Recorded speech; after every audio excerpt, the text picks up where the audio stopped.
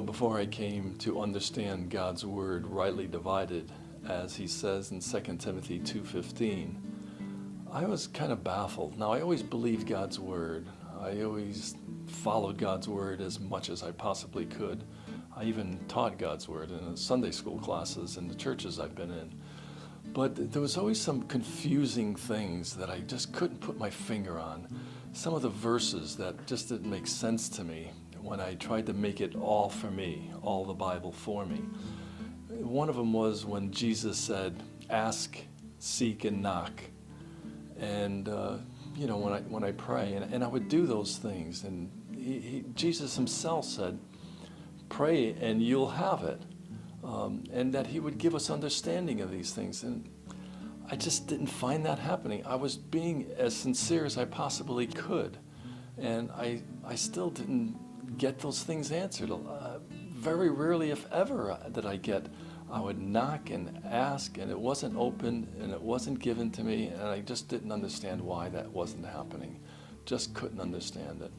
And then I go into 1 John, and it says, he that committeth sin is not born of God. Well, at the time, I thought I was a born-again Christian, and if I was born of God, I was still committing sin. I understood that, and some things I did, and some things I thought and said were not right, and they were sin. And yet, I thought I was born of God. And it baffled me, it confused me. I couldn't understand why these verses in these books that I understood were written to me were saying such things. Well, then things got clear. I started studying the Bible for my Sunday school class, and as I studied more and researched and listened to different sermons on sermon audio or audio sermon, whatever that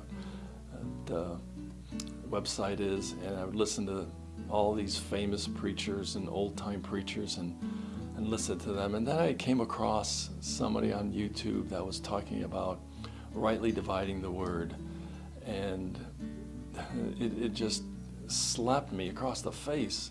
So many of the things that were said, that now I knew enough of the Bible to understand that what he was saying was true and accurate. And one of the things that he said was that Jesus, back in those verses when he was saying for us to knock and ask and seek these things and they'll be given to us, he wasn't talking to us. He wasn't talking to me. And in 1 John, when John is writing in those future books during the tribulation period to those Jews believers going through the tribulation, he wasn't writing to me because I'm not going through the tribulation, thank God. And so it made it clear. So now I can understand God's word properly, understanding that rightly dividing the word is important for us to understand not only where our salvation message comes from, the epistles that Paul wrote, his 13 books, but also where our walk comes from. Now, all of the Bible is for us so we can get much from God's word. We can get peace and comfort and understanding and knowledge from God's word. But I don't need to build an ark. I don't need to refrain from eating a fruit from a certain tree. I don't need to believe that God is going to bless my seed in my nation as he did with Abraham. And so those are things I don't need to believe because those are not written to me and about me that I need to follow as instructions, but they are written for me so I can get knowledge and understand. I want to know what happened in Genesis chapter 1. That is for me. If you've been baffled about things in the Bible that seem contradicting, especially when you read Paul's epistles to what Jesus said in the 4 Gospels, you will find contradictory statements.